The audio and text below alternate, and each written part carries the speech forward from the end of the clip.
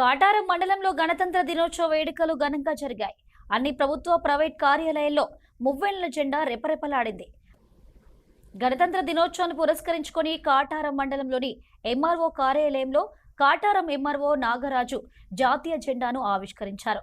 అనంతరం పోలీసుల గౌరవ వందనాన్ని స్వీకరించారు. జాతీయ గీతం ఆలపించిన విద్యార్థులకు పుస్తకాలు, పెన్నులు పంపిణీ చేసి స్వీట్లు పంపిణీ చేశారు. ఈ కార్యక్రమంలో కార్యాలయ సిబ్బంది తదితరులు పాల్గొన్నారు.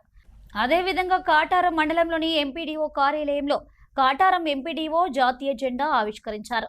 ఈ కార్యక్రమంలో కార్యాలయ సిబ్బంది తదితరులు పాల్గొన్నారు.